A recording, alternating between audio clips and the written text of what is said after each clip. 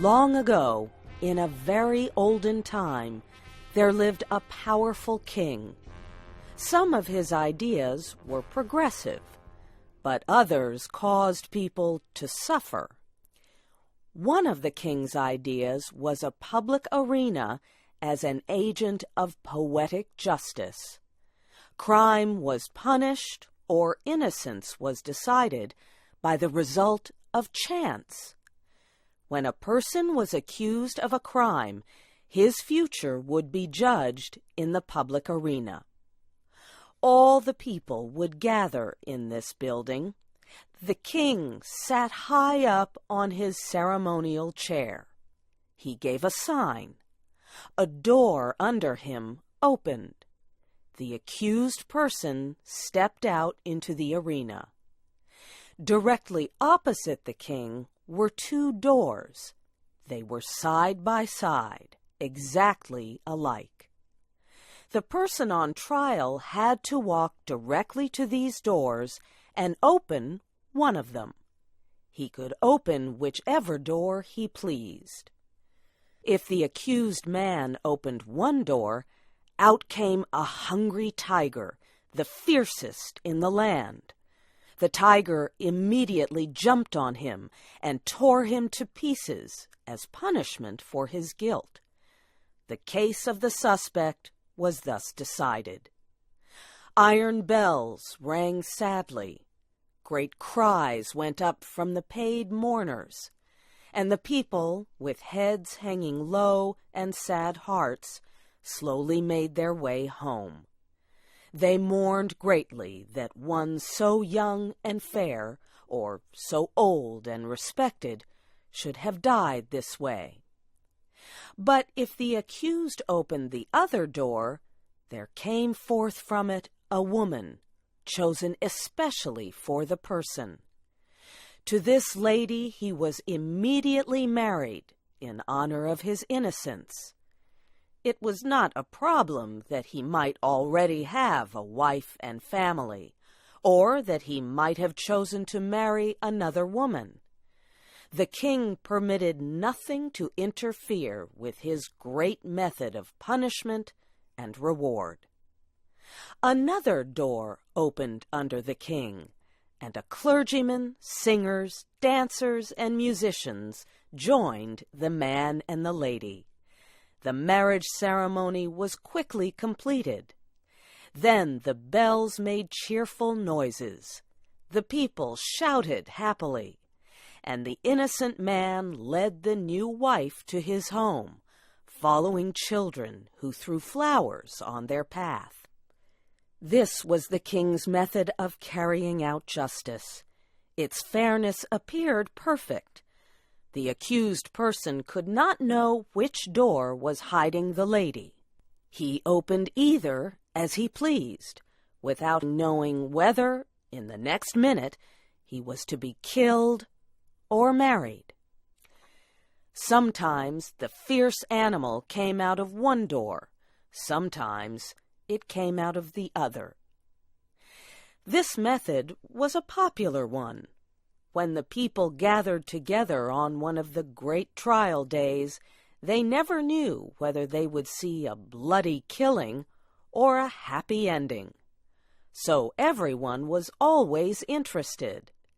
And the thinking part of the community would bring no charge of unfairness against this plan.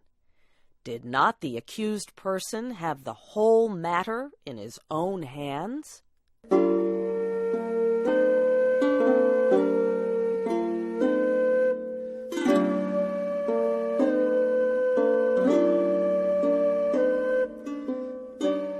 The king had a beautiful daughter, who was like him in many ways. He loved her above all humanity. The princess secretly loved a young man who was the best-looking and bravest in the land. But he was a commoner, not part of an important family.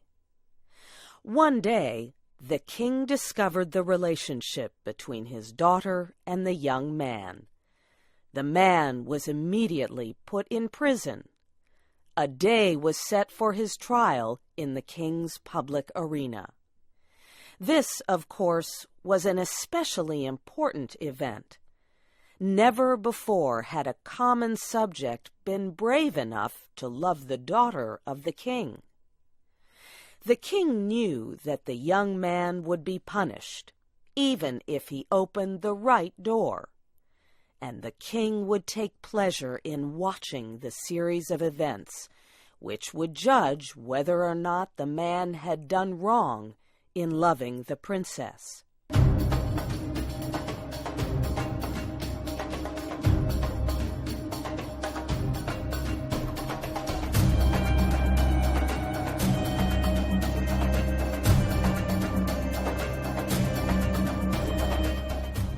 The day of the trial arrived. From far and near the people gathered in the arena and outside its walls. The king and his advisers were in their places opposite the two doors. All was ready. The sign was given. The door under the king opened, and the lover of the princess entered the arena. Tall, beautiful, and fair, his appearance was met with a sound of approval and tension. Half the people had not known so perfect a young man lived among them. No wonder the princess loved him. What a terrible thing for him to be there. As the young man entered the public arena, he turned to bend to the king. But he did not at all think of the great ruler. The young man's eyes instead were fixed on the princess, who sat to the right of her father. From the day it was decided that the sentence of her lover should be decided in the arena, she had thought of nothing but this event. The princess had more power, influence, and force of character than anyone who had ever before been interested in such a case. She had done what no other person had done. She had possessed herself of the secret of the doors. She knew behind which door stood the tiger, and behind which waited the lady. Gold and the power of a woman's will had brought the secret to the princess. She also knew who the lady was. The lady was one of the loveliest in the kingdom. Now and then the princess had seen her looking at and talking to the young man. The princess hated the woman behind that silent door. She hated her with all the intensity of the blood passed to her through long lines of cruel ancestors. Her lover turned to look at the princess. His eye met hers as she sat there, paler and whiter than anyone in the large ocean of tense faces around her. He saw that she knew behind which door waited the tiger and behind which stood the lady. He had expected her to know it. The only hope for the young man was based on the success of the princess in discovering this mystery. When he looked at her, he saw that she had been successful, as he knew she would succeed. Then his quick and tense look asked the question, "Which?" It was as clear to her as if he shouted it from where he stood. There was not time to be lost. The princess raised her hand and made a short, quick movement toward the right. No one but her lover saw it. Every eye but his was fixed on the man in the arena. He turned, and with a firm and quick step, he walked across the empty space. Every heart stopped beating. Every breath was held. Every eye was fixed upon that man. He went to the door on the right and opened it.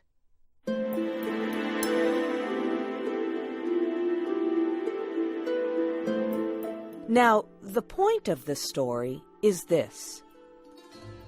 Did the tiger come out of that door, or did the lady? The more we think about this question, the harder it is to answer. It involves a study of the human heart.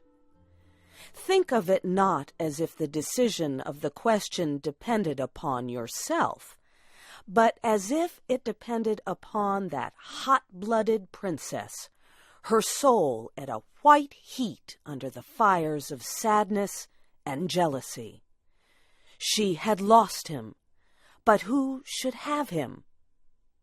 How often in her waking hours and in her dreams had she started in wild terror and covered her face with her hands.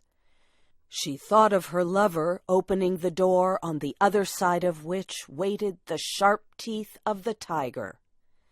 But how much oftener had she seen him open the other door?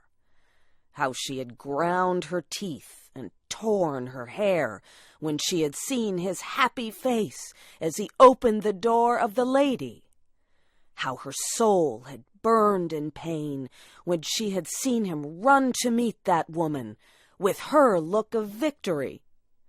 When she had seen the two of them get married, and when she had seen them walk away together upon their path of flowers, followed by the happy shouts of the crowd, in which her one sad cry was lost. Would it not be better for him to die quickly and go to wait for her in that blessed place of the future? And yet, that tiger, those cries, that blood! Her decision had been shown quickly, but it had been made after days and nights of thought.